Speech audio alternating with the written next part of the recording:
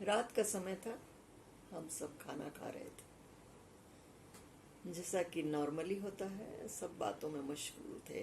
बच्चे अपने स्कूल की बातें सुना रहे थे, बड़े अपने ऑफिस की बातें सुना रहे थे, घर के लोग घर में जो कुछ हुआ वो सब बता रहे थे।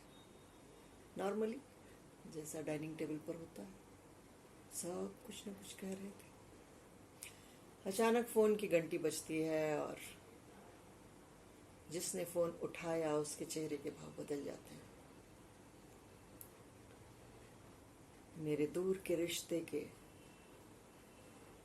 एक बड़े भाई गुजर गए। यह खबर मिलते ही सबके बीच में सन्नाटा छा गया। जो बातें हो रही थीं वे बातें बंद हो गईं। जो हंसी खुशी का माहौल था वो लटके हुए चेहरों में बदल गया। सारी बातें अचानक उनके ऊपर ही टिक गई और हम सबके विषय बदल गए। बहुत दुख हुआ। पुरानी यादें दोहराई जाने लगीं, पुरानी तस्वीरों की बातें होने लगीं, पुरानी कहानियां कही जाने लगीं। हम सब उनके विचार में डूब गए। किसी बुरी खबर थी, अभी तो कोई उम्र ही नहीं थी। 45-50 की उम्र कोई उम्र होती है? मालूम करने पे पता चला कि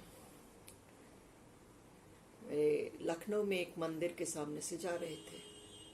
कहीं जाना था उन्हें, तो मन में पता नहीं क्या आया कि मंदिर के दर्शन कर लेते हैं। हनुमान जी का मंदिर था। मंदिर के सामने हाथ उठाए उन्होंने और वे हाथ उठाए रह गए, वहीं गिर पड़े। बड़ी दुखद बात थी, बड़ी अचंभित करने वाली बात थी। अच्छा खासा स्वस्थ आदमी, लेकिन अभी तो हम लोग भी जानने लगे हैं कि कुछ भी हो सकता है और कहीं भी हो सकता है।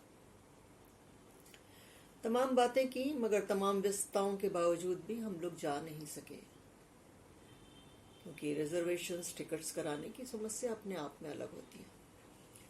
और जब जा नहीं सके तो ये सोचा गया कि अगली बार जैसे ही मौका मिलेगा हम लोग जाने की कोशिश करेंगे। मन खुद को सांत्वना देने का कोई ना कोई रास्ता खोज लेता है। फिर कुछ समय बीतने के बाद हमने प्रोग्राम बनाया और लखनऊ गए। मैं अपनी माँ के साथ थी।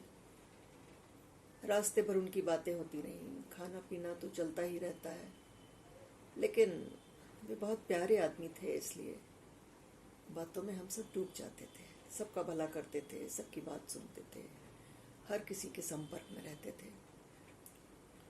स्टेशन पर उतरकर हम लोगों ने चूंकि किसी को खबर नहीं की थी, इसलिए एक रिक्शा कर लिया कि चलो भाई घर चलते हैं रिक्शे से। रात 8 बजे का समय रहा होगा। मैं माँ के साथ थी, सामान ज्यादा था नहीं पास में, और रिक्शे पे हम दोनों बैठ गए। अपना एक सूटकेस रख लिया, एक एक कैरी बैग था, हैंड बैग था हाथ में हमारे, और रिक्शा चलने लगा। हम लोग निरंतर उनकी बातें कर रहे थे। स्टेशन से घर लगभग 10 किलोमीटर दूर था, और 10 किलोमीटर रिक्शे से जाना आना थोड़ा टाइम टेकिंग हो जाता है। रिक्शे वाला भी हम लोगों की बातें सुन रहा था और बराबर सुन रहा था। बात करते हुए थोड़ी देर में जब हम लोगों ने ये कहा कि मंदिर के सामने गिरकर उनकी मृत्यु हुई थी, तो रिक्शा वाला चौंका और बोला,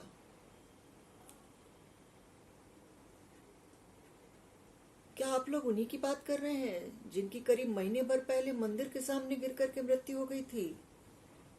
अब चौंकने की बारी हमारी थी। हाँ, क्यों? तुम्हें कैसे मालूम? मैंने पूछा।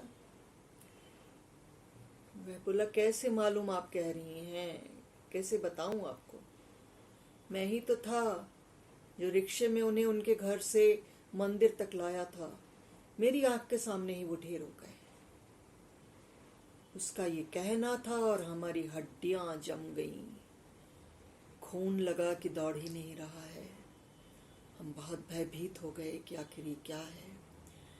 मन में एक बार ये भी लगा कि हम रिक्शा बदल लें या कहीं फ़ोन करें, लेकिन उस समय फ़ोन ऐसे होते नहीं थे कि मिनट मिनट में हम लोग किसी को फ़ोन कर दें। बड़ा डर लग रहा था, किसी बूथ पर उतर करके फ़ोन करना पड़ता। हम सन्नाटे में थे। मैं और मेरी माँ अचानक बहुत चुप हो गए और वह रिक्शा चलता हुआ हमें घर तक ले गया। समय बहुत लगा, लेकिन हमारी स्थिति ऐसी थी कि क्या करें और क्या ना करें। हम जहाँ जा रहे थे, रिक्शा वाला भी हमें वही मिलना था। अब तो सामान्य अवस्था में बता पाते हैं, लेकिन उस समय तो लगता था कि काट दोगे तो खून नहीं मिलेगा। दुख है उनके जाने से, मगर आज भी ये सोच नहीं पाती कि आखिर ऐसा क्या संयोग था कि हम उसी रिक्शे में बैठे जो रिक्शा उनको मंदिर तक ले गया था। आपके जीवन में भी ऐसी घटनाएं होती हों तो बताइएगा ज़रूर। मुझे तो आज बात करते हुए भी रोंगटे खड़े हो रहे हैं। अभी भी उस रिक्शे वाले का चेहरा याद आता है कि मैं ही तो था जो उन्हें लेकर के मंदिर तक गया था। कैसी विचित्र विचित्र घटनाएं घटती रहती हैं जिनका ना तो कोई अर्थ होता है और ना जिन्हें किसी को समझाया जा सकता है। कुछ आपको लगे तो बताइएगा ज़रूर। मिलते हैं